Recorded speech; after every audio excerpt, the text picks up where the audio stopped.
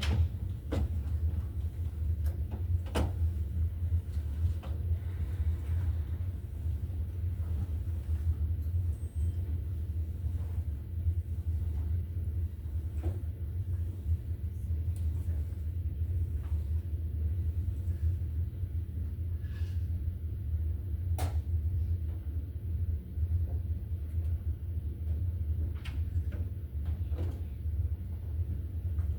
hello. Hello. There's a sign-in sheet going around. I think they gave it to you. Oh, did they give it back? All right.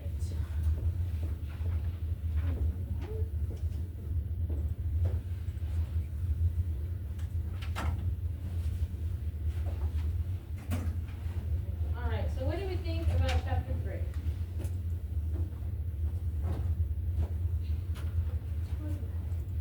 Remember, chapter 3 was your UDS and your ICD-10 official guidelines. Everyone understands that the guidelines are important, right? Okay. I have a bone to pick with the class. Why didn't anybody tell me that the due time was different? All the six and Mm-hmm. I already had turned it in, so that's why I didn't say it. Some of you turned it in late, so I was very disappointed. I was just like, why didn't anybody say anything? I kind of figured we were gonna have people who turn it in late, so that's why I allowed late submissions. But this further solidifies that you need to make sure you are looking at your directions, you're looking at your due dates, your due times, okay? If nobody had said anything, I would have left it like that, and for those that turned it in late, would have gotten a 0. Okay, so moving forward, please make sure you are looking at all of the directions, okay? Because I also had a bunch of you reach out when all the information was already on Blackboard, okay? Particularly for the exercises, I think it was the exercises where you were getting counted it wrong. If you saw the instructions, it said that I had to manually review your submissions, okay? The next time that happens, ask yourself, did I read the directions? Did I review the announcements? Did I look at Pronto? Did I look elsewhere to make sure, hey, I need to make sure I have my information right before I reach out to these students, okay? I was pretty sad. I was just like, what happened here? So not only are we being strict, okay, it is part of the profession as well. Because if you look at the guidelines, that's all you have, okay? You can't stray away from anything. You have to be able to follow directions, okay? That's the biggest point here, okay? I made sure moving forward that your due dates, your due times are correct, okay? Everything is due at 11:59. On that topic, that also tells me who waits till the last minute to do their work, okay? I understand you have family, I understand you have work, but I give kudos to those who actually did it before the due time, the 6, 7 o'clock, because that told me, hey, they were vigilant, they saw it, they knew they had to do it beforehand, so that was on there. But again, moving forward, please make sure you are reviewing all of the elements, okay?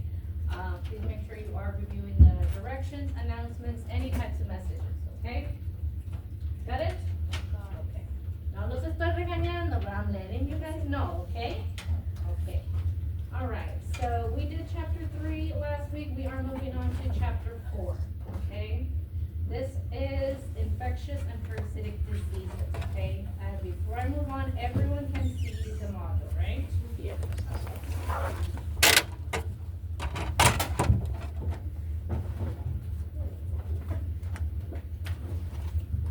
And I have to.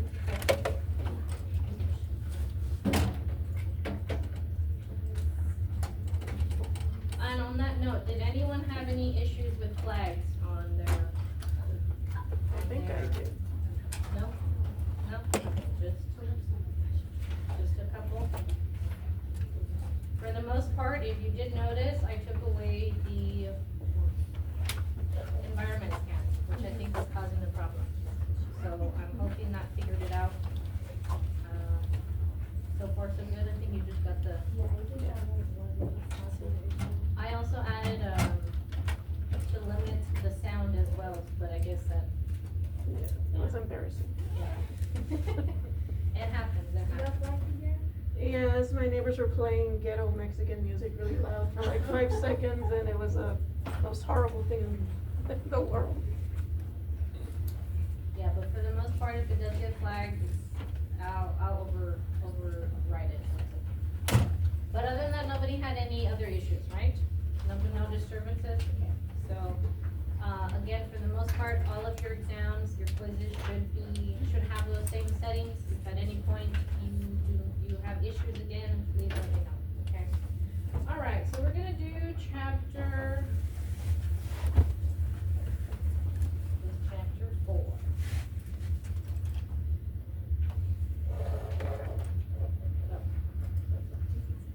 It's gonna seem like a lot, but it's not, okay? Anybody else need to sign in?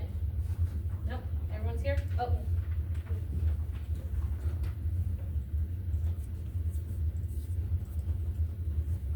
While we do that, I'm gonna turn this on. Do we have any questions before I move on, before I confuse everyone else with this chapter? Oh, wow, it's on the TV.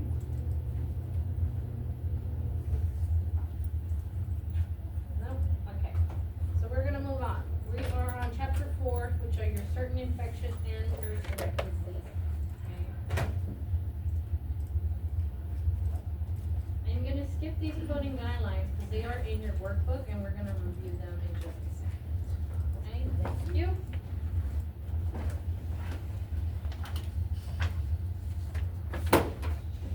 So again, remember our guidelines are essentially quote unquote our Bible whenever we are coding.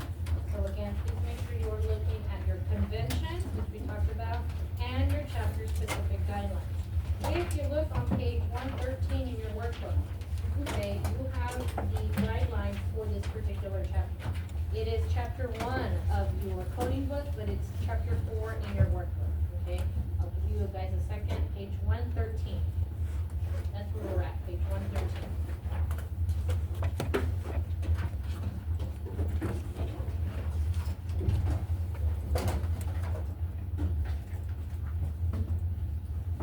Something like a measles outbreak. More than likely, maybe. We'll code a scenario like that, because that's very scary. It's scary right now.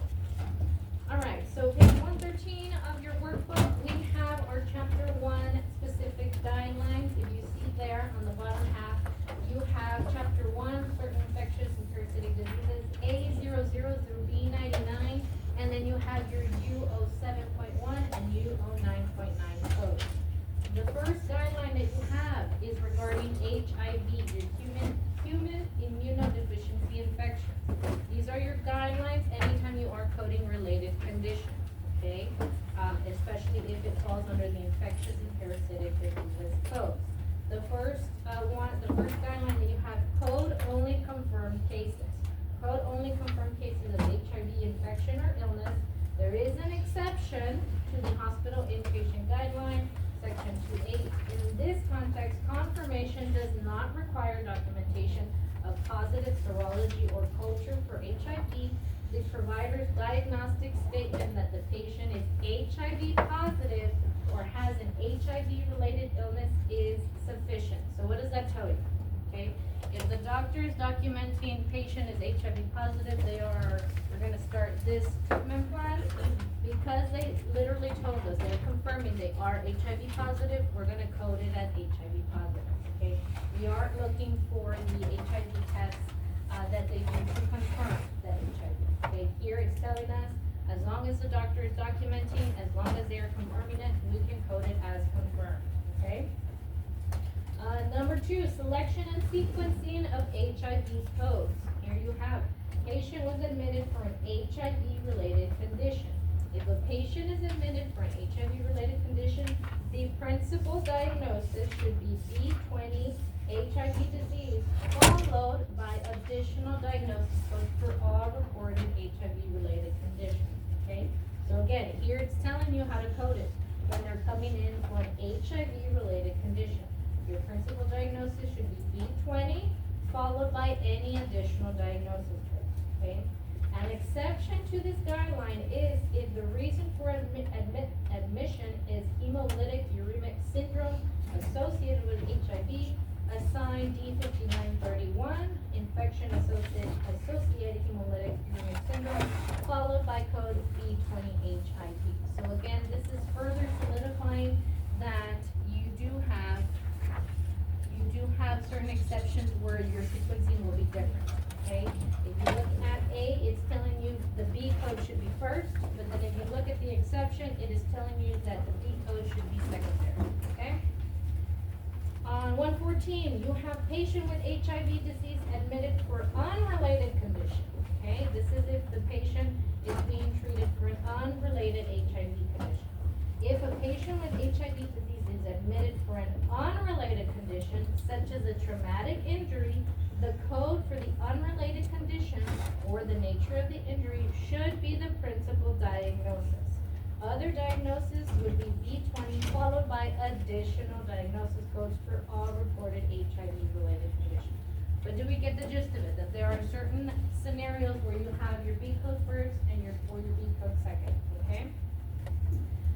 C, whether the patient is newly diagnosed. If the patient is newly diagnosed or has had previous admissions or encounters for HIV conditions, is relevant to the sequencing decision. So again, it's telling you here, please pay attention to your sequencing depending if the patient is newly diagnosed or they already have the established diagnosis. D, asymptomatic human HIV, what's called HIV. Asymptomatic HIV, you have a code, C21, okay? It is your asymptomatic HIV infection status, okay? If you pay attention, some of your Z codes will have that particular descriptor where it's a status, okay?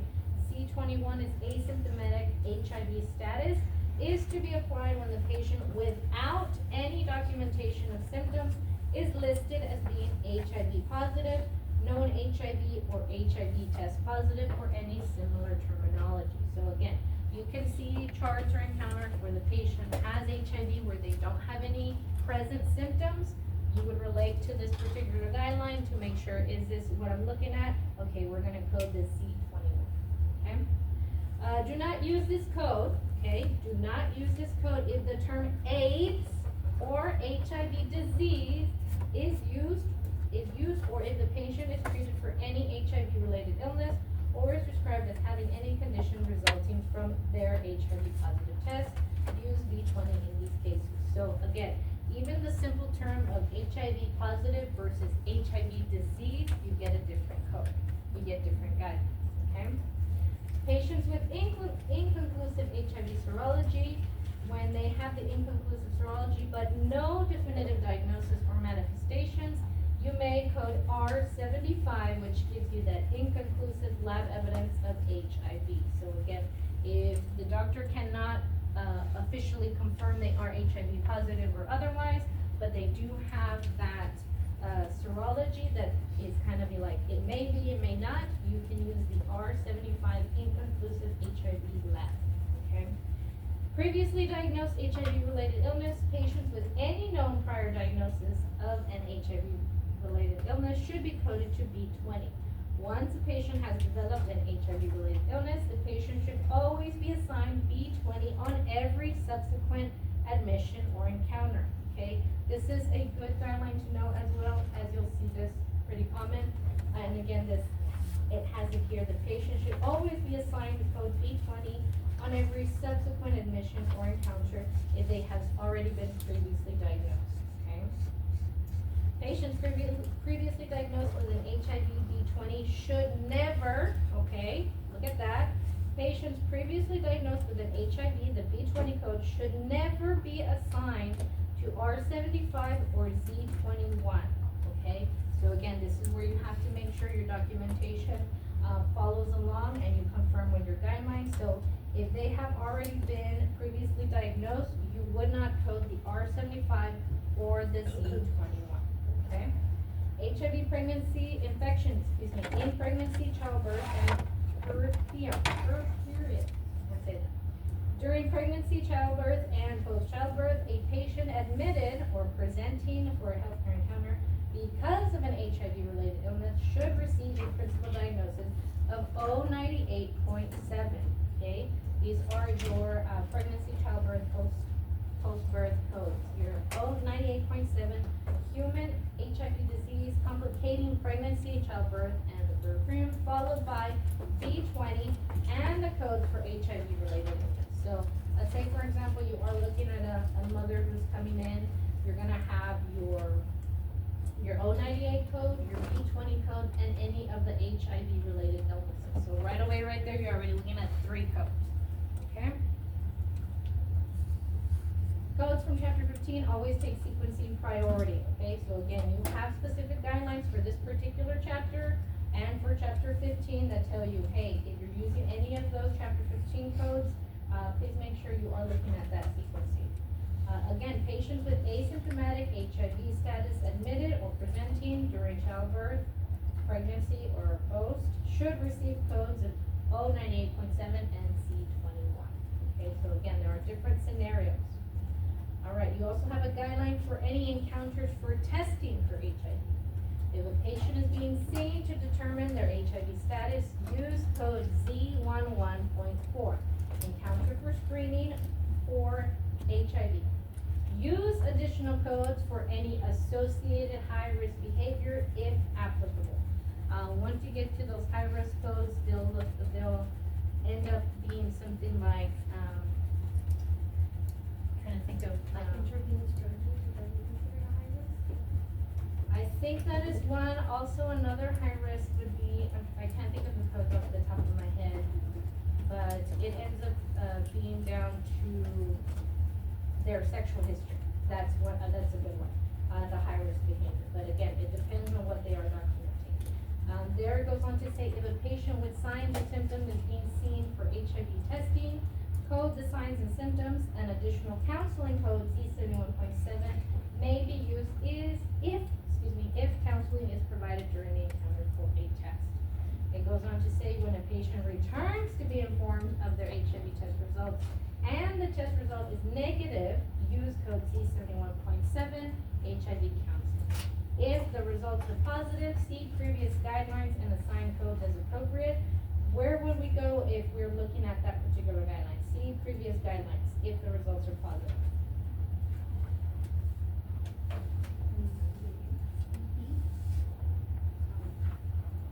We're looking at those. We're looking at also to see whether the patient is newly diagnosed. We're also looking at Oh, C, previous, whether patient is newly diagnosed. Alright, so are you kind of getting all the little different scenarios when it comes to, especially with these particular infectious and parasitic diseases? If you'll look, this is kind of a preview to the rest of the chapters where they're literally very chapter specific. Well, when it only applies to those particular conditions, and this HIV is a great example of this chapter 1 ICD-10-CM code, okay? HIV managed by antiretroviral medication. If a patient with documented HIV disease, HIV-related illness, or AIDS is currently managed on antiretroviral medications, assign code B20, and then you have code Z79.89. Other long-term current drug therapy may be assigned as an additional code to identify the long-term use of an antiretroviral medication. So again, let's say you are looking at that patient, you see that documentation where the doctor confirms they are on this antiretroviral drug, so you're definitely gonna have the B20 and the Z79.89. Last one, encounter for HIV prophylaxis measures. When a patient is seen for administration of pre-exposure prophylaxis medication for HIV, assign code Z29.81, which is your encounter for HIV, pre-exposure prophylaxis, which is your PrEP, your PrEP. The PrEP is intended to prevent infection in people who are at risk for getting HIV through sex or injection drug use. And there's a mention of the risk factors again. Any risk factors or HIV should also be coded, okay? So that's one section of our chapter 1 guidelines, and move on to infectious agents as a cause of diseases classified to other chapters, okay? There it tells you certain infections are classified in chapters other than chapter 1, and no organism is identified as part of the infection code, okay? On 116, it continues, in these instances, it is necessary to use an additional code from chapter 1 to identify the organism, okay? A code from category B95, Streptococcus, Staphylococcus, and Enterococcus as the cause of disease classified to other chapters, B96, other bacterial agents, B97, viral agents as the cause of disease, is to be used as an additional code to identify the organism. An instructional note will be found at the infection code advising that an additional organism code is required. So again, if you are coding from this chapter, you are reviewing your guidelines, and here it is telling you, you may need a code to identify that additional organism, and you're also gonna see that direction when you're at the actual code in the tabular section. Guideline 1C, IC 1C, infections resistant to antibiotics. You have guidelines 1C, 1D, sepsis, severe sepsis, and septic shock, infections resistant to antibiotics. That first one, 1C, you have again, many bacterial infections are resistant to current antibiotics. It is necessary to identify all infections documented as antibiotic resistant. Assign a code from category Z16, resistance to antimicrobial drugs, following the infection code only if the infection code does not identify drug resistance. So, again, are you seeing the little things here and there that are telling you what to code, how to code, or otherwise? For sepsis, you have coding of sepsis and severe sepsis. For a diagnosis of sepsis, assign the appropriate code for the underlying systemic infection. If the type of infection or causal organism is not further specified, assign code A41.9, sepsis, unspecified organism. So, let's say, for example, you're looking at a chart and all the doctor documents is sepsis. There's nothing else. Okay, what is the code we're gonna use? A41.9, correct. A code from subcategory R65.2, severe sepsis, should not, okay, remember that, should not be assigned unless severe sepsis or an associated acute organ dysfunction is documented, okay? We'll read that again. Severe sepsis should not be assigned unless severe sepsis or an associated acute organ dysfunction is documented, okay? It goes on to give you other guidelines. Negative or inconclusive blood cultures do not preclude a diagnosis of sepsis in patients with clinical evidence of the condition. However, the provider should be queried. You will encounter some of the guidelines that'll tell you if, again, if the information is incomplete or questionable, to query the provider. Again, that querying is essentially sending the doctor an email and saying, hey doc, we have all of these elements, can you provide clarification, can you provide specificity, or anything like that, okay? So anytime you see provider should be queried, is you are sending the doctor an email or a query, however possible, to further question or clarify that particular diagnosis that you're looking at. Urosepsis, the term urosepsis is a non-specific term. It is not to be considered synonymous with sepsis, okay? It's telling you right there, don't think of these as equal terms. It has no default code in the alphabetic index. Should a provider use this term, he or she must be queried for clarification. Okay, there's that query again. Sepsis with organ dysfunction. If a patient has sepsis and associated acute organ dysfunction or MOD, multiple organ dysfunction, follow the instructions for coding severe sepsis, okay? Acute organ dysfunction that is not clearly associated with sepsis. If the patient has sepsis and the acute organ dysfunction, but the medical record indicates that the organ dysfunction is related to a medical condition other than sepsis, do not assign a code from subcategory R65.2 severe sepsis, okay? So there it is telling you, if the documentation tells you that the dysfunction is related to, let's say, diabetes, you're gonna code that dysfunction to the diabetes and the sepsis separate, okay? There it says, an acute organ dysfunction must be associated with the sepsis in order to assign the severe sepsis code. If the documentation is not clear, query the provider, okay? For severe sepsis, the coding of severe sepsis requires a minimum of 2 codes. Okay, right there it's telling you, when you are coding severe sepsis, you're gonna need 2 codes. First, a code for the underlying systemic infection, followed by a code from subcategory R65.2 severe sepsis. If the causal organism is not documented, if they're not telling you where the sepsis is coming from, you can assign code A41 sepsis unspecified, okay?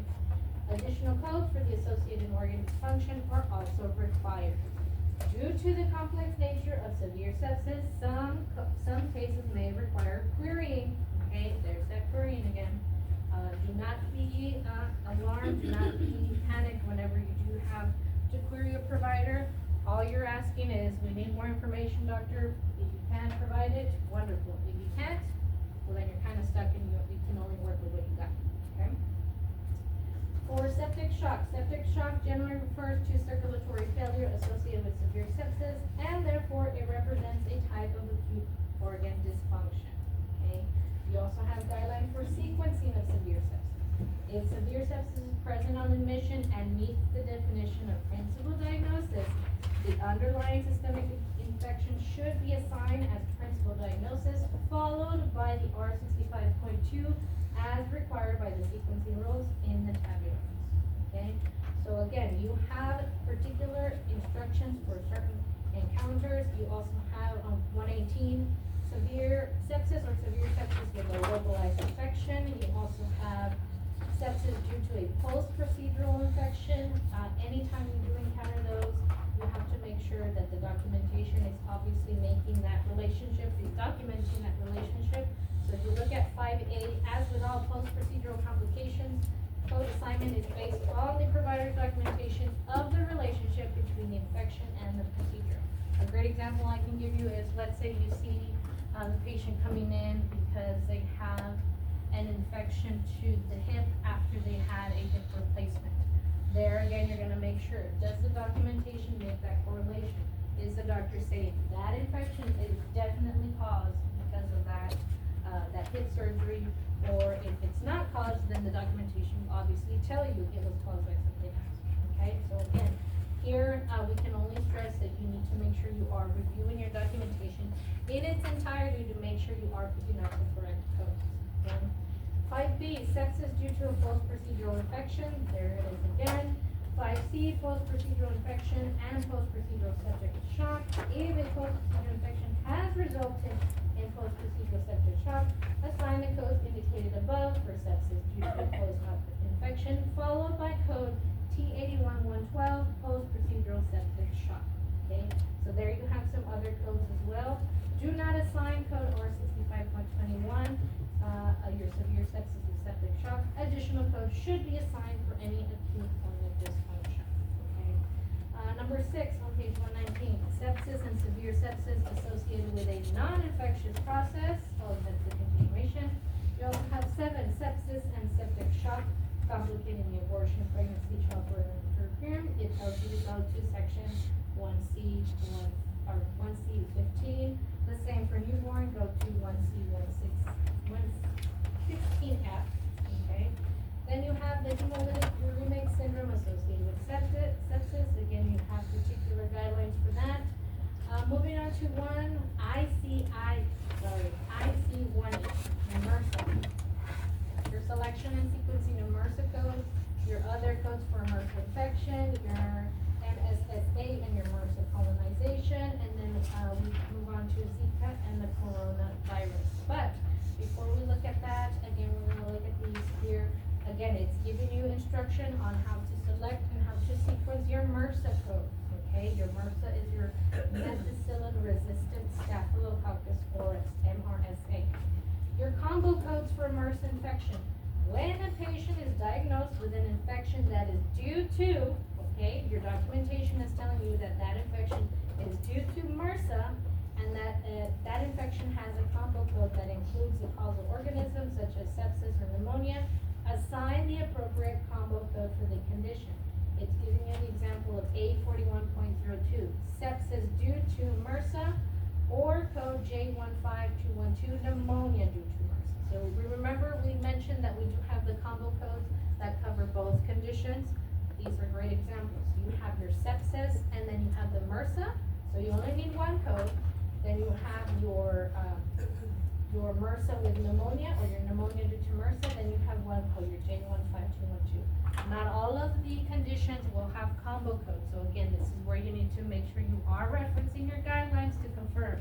Is it a combo code? Do I need one code for this, one code for that? Do I need more than the two codes? All that good information. Here it's telling you again, instructions. Do not assign code B9562 as the cause of disease classified elsewhere as an additional code because the combo code includes the type of infection and the MRSA organism, okay? Here again, it's telling you, do not assign a code from subcategory B16.11, resistance to penicillin as an additional diagnosis, okay? And can anyone take a guess as to why we're not gonna add that one? The resistance to penicillin. We don't need a difference. Remember, you can think about it as your penicillin, your amoxicillin, all of those.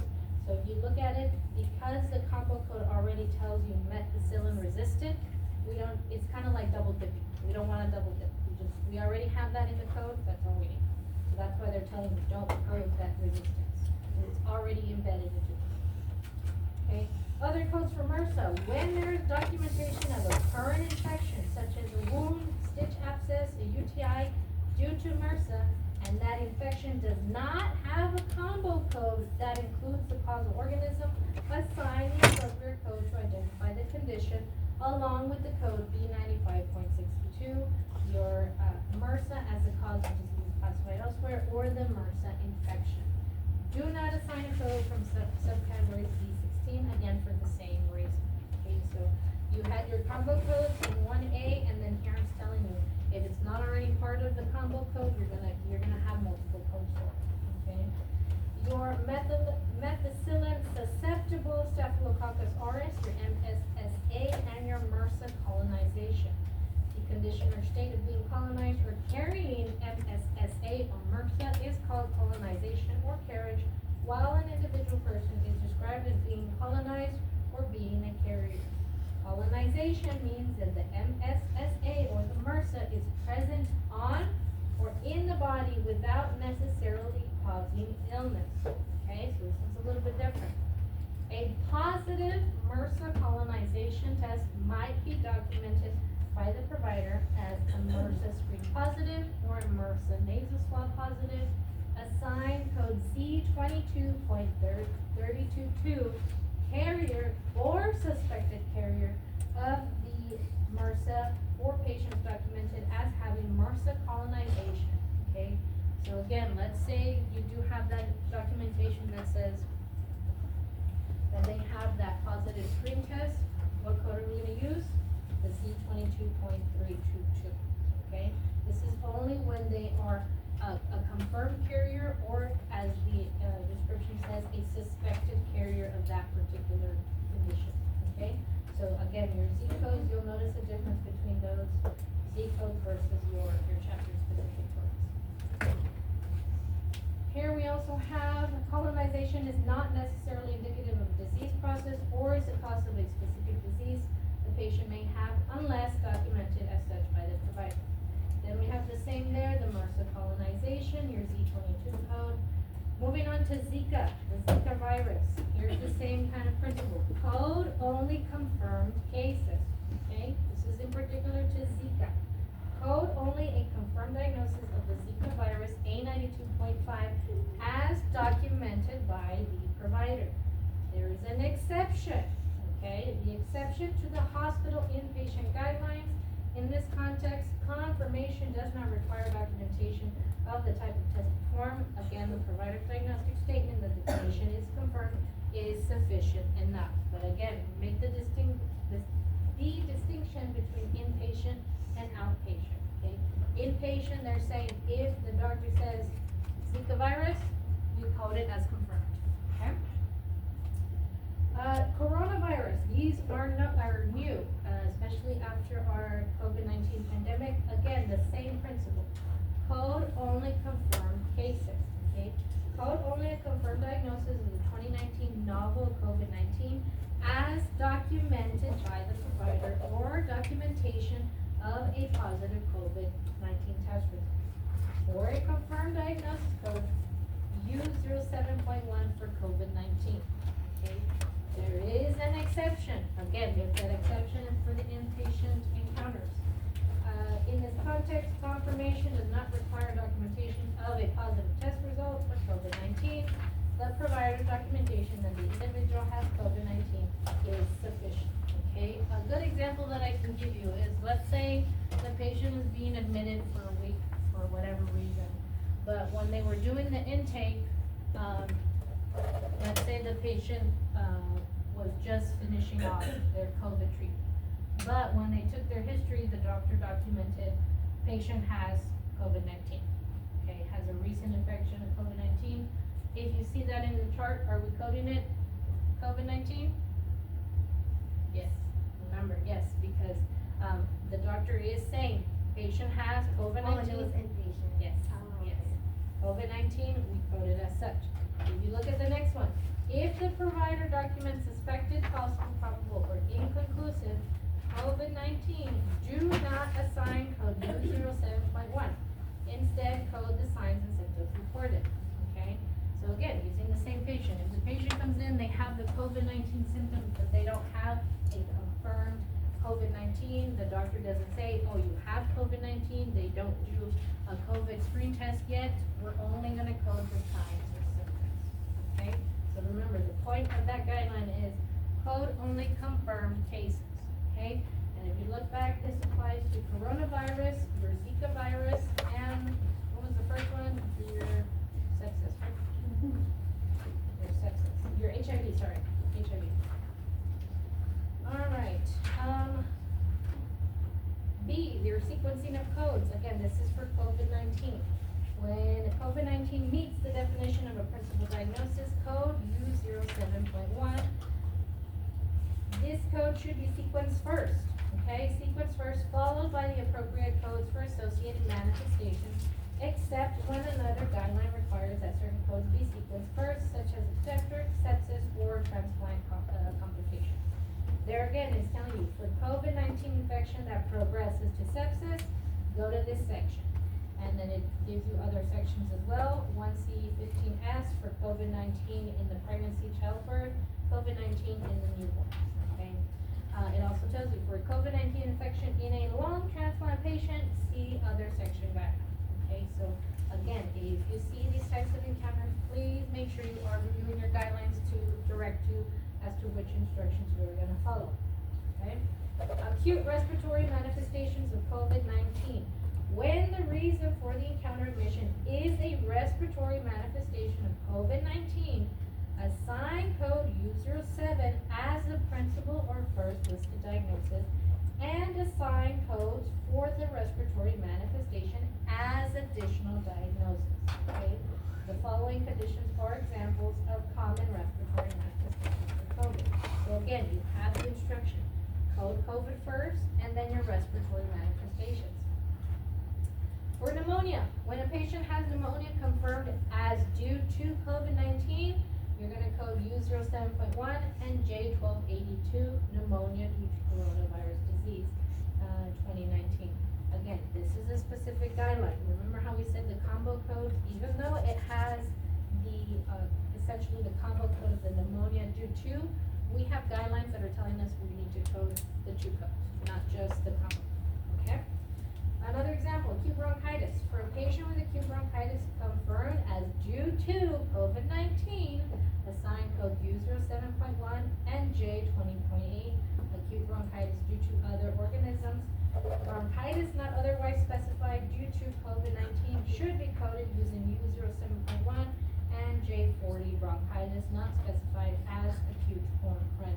Okay, so you have two examples there. But again, another main thing is if the documentation does not tell you, hey, the bronchitis is due to COVID, you cannot assume it was due to COVID, okay? You have to have that documentation. Lower respiratory infection. If the COVID-19 is documented as being associated with lower respiratory infection, not otherwise specified, or acute respiratory infection not otherwise specified, code U07.1 and J22, okay? If COVID-19 is documented as being associated with a respiratory infection not otherwise specified, it's telling you to use U07.1 and J98.8, okay? Do we get the gist of it? I haven't lost anybody yet. Acute respiratory distress syndrome. For acute respiratory distress syndromes due to COVID, assign U07.1 J80. For acute respiratory failure due to COVID-19, assign code U07.1 and code J96.0. You remember what that hyphen stands for? Keep up with your recovery. Yes, it means that there's more to the code, okay? When the reason for the encounter admission is a non-respiratory manifestation, example viral enteritis of COVID-19, assign code U07.1 COVID-19 as a principal first listed diagnosis and assign codes for the manifestation as additional diagnosis. Okay, so there it is telling you again, if you have non-respiratory manifestation, you're coding COVID first and then the manifestation goes second. Okay? Exposure to COVID-19. Okay, please make sure you look at the difference between asymptomatic and symptomatic. For asymptomatic individuals with actual or suspected, okay, exposure to COVID-19, assign code Z20.822, which is the contact with and suspected exposure to COVID-19. Okay, so asymptomatic individuals with actual or suspected, okay, actual or suspected, asymptomatic, we're coding Z2822, okay. For symptomatic individuals with actual or suspected exposure to COVID-19 and the infection has been ruled out or test results are inconclusive or unknown, assign code Z2822 to the contact with and suspected exposure, and then they're telling you see guideline IC21C1. You have a screening for COVID. For screening for COVID, including pre-op testing, assign code C1152 for screening for COVID. So if you are seeing an encounter, and you do have that main reason, they're here for a COVID screening, let's say for work, what code are we using? Z1152. Okay. Signs and symptoms without definitive diagnosis of COVID. For patients presenting with any signs or symptoms associated with COVID, such as fever, but a definitive diagnosis has not been established, assign the appropriate codes for each of the presenting signs and symptoms, such as your acute cough, your cough unspecified, your SOB, your fever, okay? If a patient with signs or symptoms associated with COVID also has an actual or suspected contact with or exposure to, assign Z2822, okay, as an additional code. Here we have asymptomatic individuals who test positive for COVID. For asymptomatic individuals who test positive for COVID, and it's telling you reference guideline IC1G1A. Although the individual is asymptomatic, the individual has tested positive and is considered to have the COVID-19 infection, okay? A personal history code. Your personal history of COVID-19 is Z86.16. So let's say you go to the doctor and you definitely have a COVID-19 history. You tell the doc, I did catch COVID back in 2020, 2021. You have the potential to have that code added to your encounter. You see 8616, personal history of COVID-19. Okay. J, follow-up visits after COVID-19 has resolved.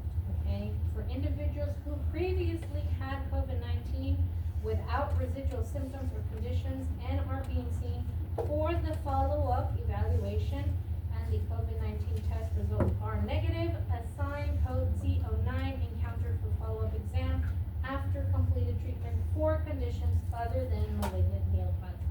Okay, so again, let's say you go in because you have COVID, let's say a month later you go back to check up. After the post-COVID, what code are you using?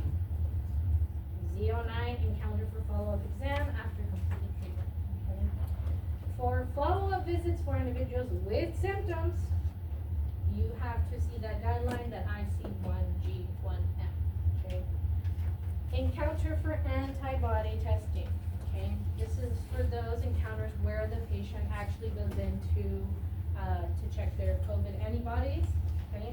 For an encounter for antibody testing that is not infection nor a follow-up after the resolution of COVID-19, assign code Z01.84, your antibody response exam. So let's say for whatever reason you got COVID a couple months ago, you're going to check your antibodies, and that's the only thing you're going for. You don't have any symptoms. Your COVID is nil. What code are we going to use? CO184. CO184. Okay. Your multi-system inflammatory syndrome for individuals with multi-system inflammatory syndrome or MIS and COVID, assign code U07.1 as principal first listed, and assign code M35.81, your MIS, as an additional diagnosis. Okay. You also have, if an individual with a history of COVID-19 develops MIS, assign codes M35.81 and U09.9, your post-COVID-19 condition unspecified. If an individual with a known or suspected exposure and no current COVID-19 infection or history develops MIS, assign code M35.81 and Z20.822. M, post-COVID-19 conditions for sequela of COVID-19 or associated symptoms or conditions that develop following a previous COVID-19 infection, assign a code for the specific symptom or condition related to the previous COVID-19 infection. If known, and code U09.9 post-COVID-19 infection unspecified. There's giving you another rule. Code U09.9 should not be assigned for manifestations of an active or current COVID-19 infection. Can anyone give me an example of a post-COVID-19 condition? Asthma. Okay, asthma. Any other ones? Weakened immune system. Weakened immune system. What else? What was the common ones after COVID? You couldn't smell, you couldn't taste. Remember those? Okay, that's a great example. If a patient has conditions associated with a previous COVID-19 and develops a new COVID condition, infection, code U09 may be assigned in conjunction with code U07.1. Okay. Using that example of the smell, you couldn't smell, you couldn't taste. If we look at this guideline, what is it telling us? For the sequela or associated symptoms that develop after an infection, assign the codes for that specific symptom, okay? And then you're gonna code the U09.9 post-COVID infection. So you're gonna have your code for that you couldn't taste or you couldn't smell, and then you're gonna have your code for U09.9, your post-COVID-19 condition, okay? Under immunization of COVID-19 status, code Z28.310, unvaccinated for COVID-19, may be assigned when the patient has not received a COVID-19 vaccine of any type. Code Z28.311, partially vaccinated for COVID-19, may be assigned when the patient has been partially vaccinated for COVID-19 as per the recommendations of the CDC. So believe it or not, if it is documented in your history that you are under immunized or partially immunized for COVID, there is a Z code that will be attached to your chart. Okay. Any questions? I know it's a lot. So those are your guidelines, your chapter 1, infectious and parasitic diseases. Okay. So what is the moral of the story of our guidelines? Look for specifics. Yes. So always reference them anytime you are looking at conditions particular to our infectious and parasitic diseases, okay? I want to go ahead and code a little bit, okay? Because I want you guys to get the feel, okay? So take out your and you're gonna go a couple of them are okay? Don't stand in your notebook, you are on your blackboard. Your chapter exercise, your review exercise, the last page. Oh, review. See.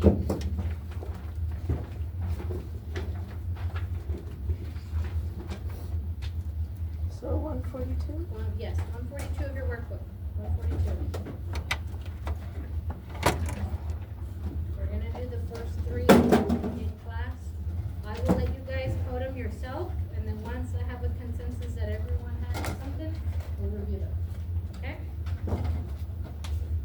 Questions?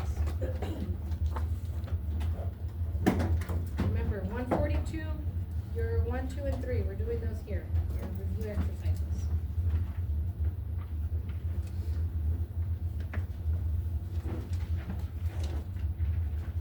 Remember, we start with our main term from our scenario, and then we go from there. Where do we start again? Right, but your main terms, do you start in the tabular or in your alpha? Alphabetic index. I will give you guys, I'll give you guys 10 minutes.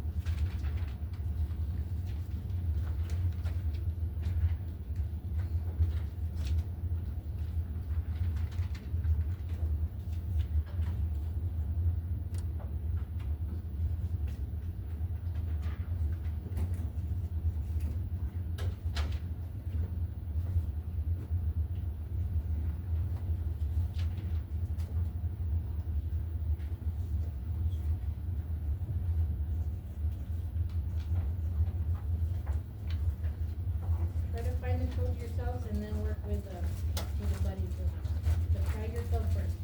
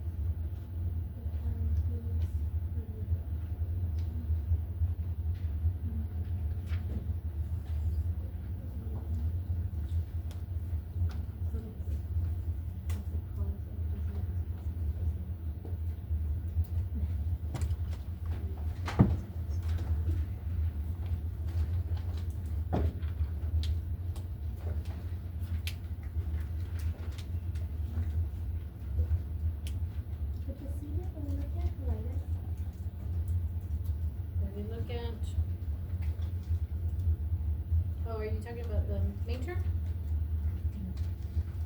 Colitis. Cause I looked there, but then what it took me to was, Okay, you're on colitis. and then it has, colostrum deficit, not specified as recurrent or. Right, so with the, what we have on there, it's not telling us if it is recurrent, so which one are we going? Not specified as recurrent. But then you go to internal 0.72 and it says internal colitis due to C. diff. Right. A0472, right? So doing A0472.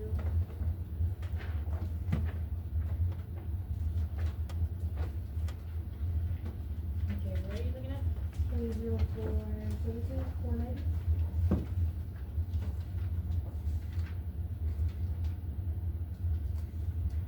Right, so we have the A04.72 enterocolitis due to Clostridium difficile not specified as recurrent. Right, but you were missing a secondary code. What does the other half of your statement say?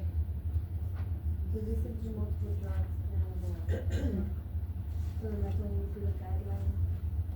You can also think about it, if, let's say you're only coding that half of that statement, what would be your main term from there?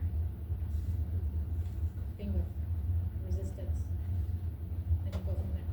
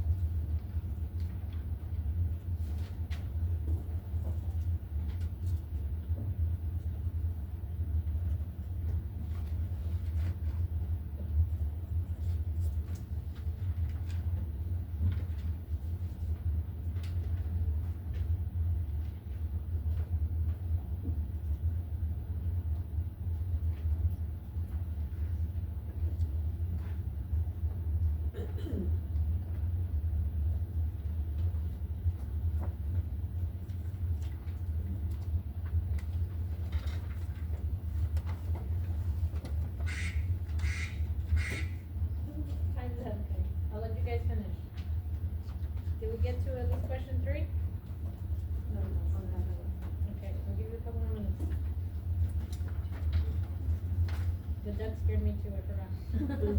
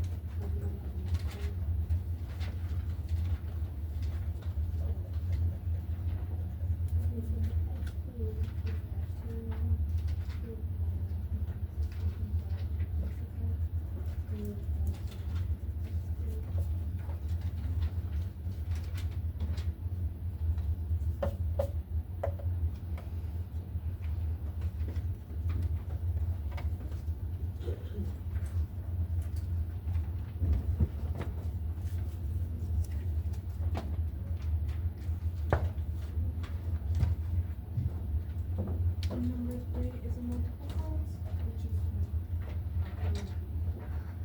Alright, three only has one code.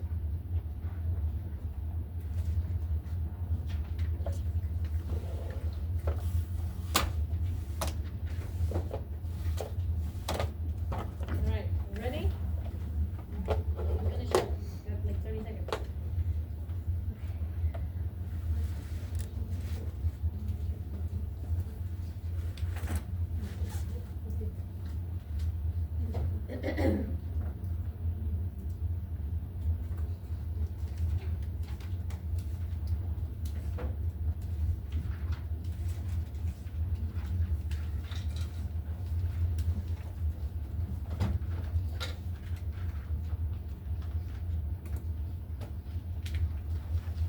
Alright, for question number one, what is our statement? UTI due to Proteus mirabilis. Okay, what is our main term in this statement? Infection. Infection, okay, so we went to infection and then we went where? Urinary, and then what did we get?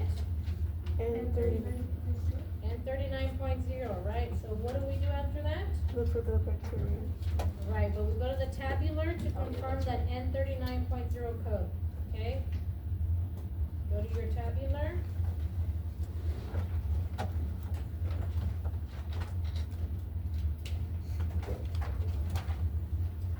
urinary tract infections by specifying.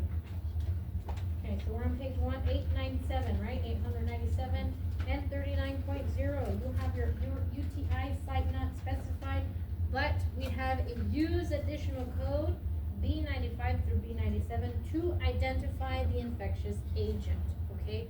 So that's the second part of your code here. But how do we get to that infectious agent? What is our main term from that section? Infection. Infection? Did we go that route? Did anybody else go different? I went to the B95 to B97. Nah, that's cheating. You have to remember, even though you have that code range, you still have to go back to your alphabetic index to confirm Oh. that agent. So I Number might two go is in maybe the Proteus. alphabetic index, Okay, so which route did you go? the Proteus. The Proteus? Okay, in your alphabetic index? I think that's the main thing, 'cause it's a capitalized word. Is it? Okay, so what did we get if we went to Proteus for, as part of your infectious agent? Probably 40.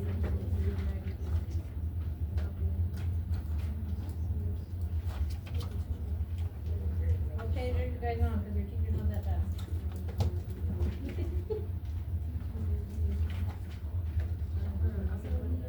Pregnancy, I'm at 279 encyclopedia. 279? Starts with PRO, Proteus mirabilis as cause of disease classified elsewhere B9. Okay, B96.4, and did we confirm that in our tabular? Yes, so what are our two codes? Do you add the plus sign in your coding or No. just a comma? No, It's just a so, comma. okay, yes, so for this, assignment, please make sure you are reviewing the description. You are only gonna enter your code, comma, space, code, okay? So you're gonna enter N39.0, comma, space, B96.4, okay?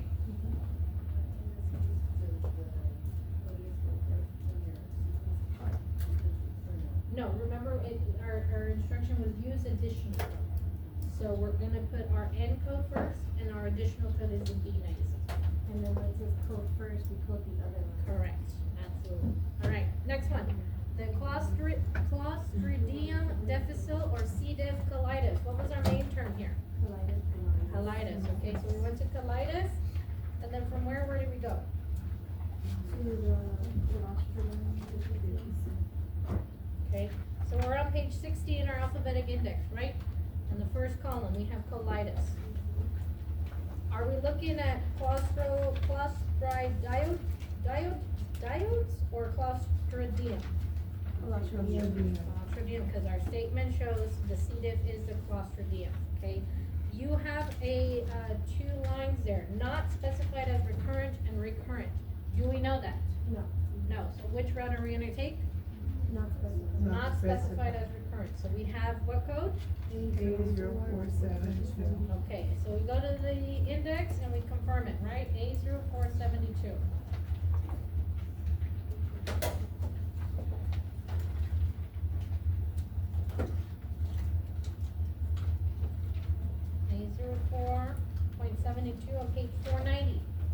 have any instructions there?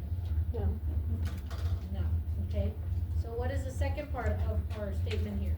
Resistance to multiple. Resistant to multiple drugs. What is our main term there? Resistance. Resistant, okay?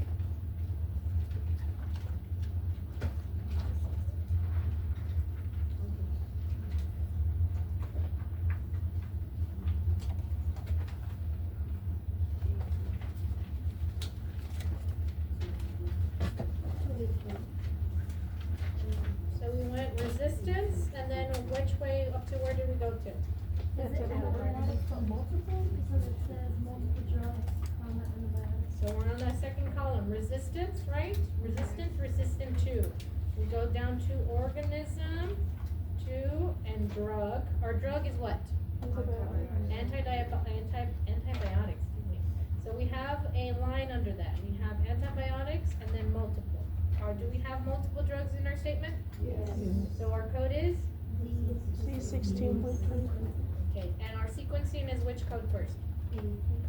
The colitis and then resistance. Yeah.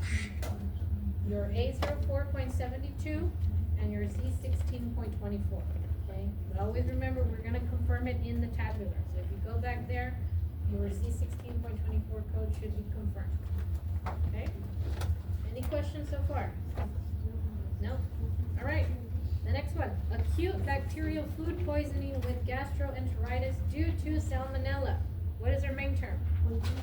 Poisoning? Did everyone go poisoning?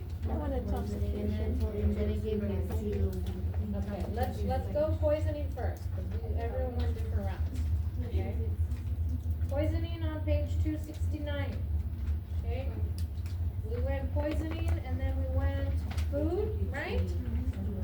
And then we have the direction, for food, bacterial. C, intoxication, foodborne by agent, right? Everyone found that? Yeah. Yes, all right, so now we go to intoxication, right? 212.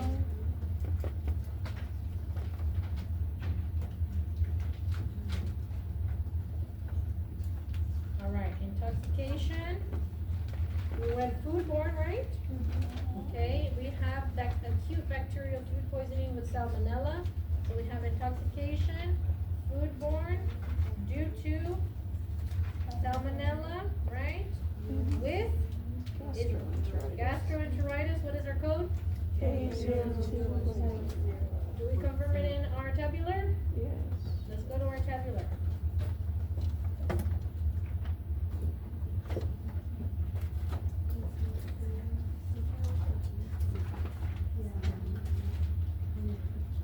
We said A02 point, 0. which is our salmonella enteritis. Page 490. That is your code. A02.0. Do we understand how we got there?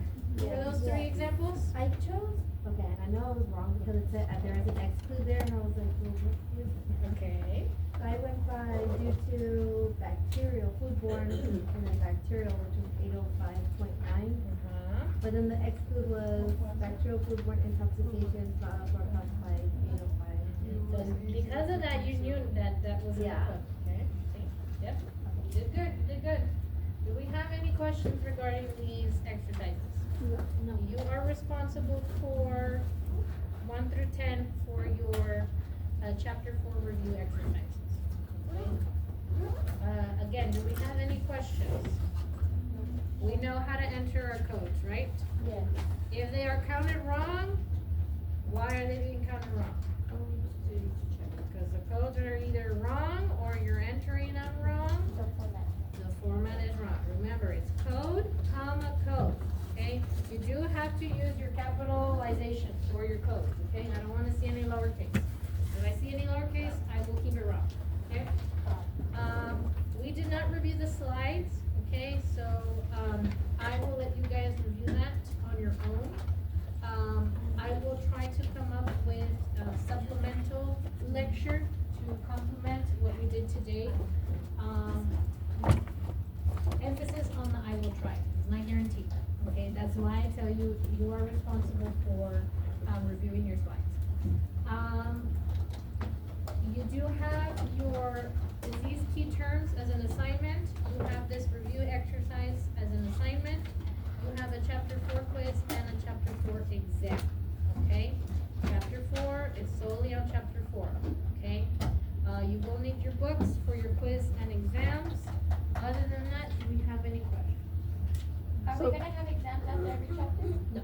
Oh, okay. So for sure, there's not gonna be any issues with the noises anymore. You should not have any issues, okay? I already changed the settings. Ideally, you should not. If you encounter issues, please reach out. I will further say here, please make sure you are reviewing your instructions, review any messages, any announcements, before reaching out to me. If I find that your question was essentially redundant and the information is on Blackboard, I will not answer to your question, okay? Not because I don't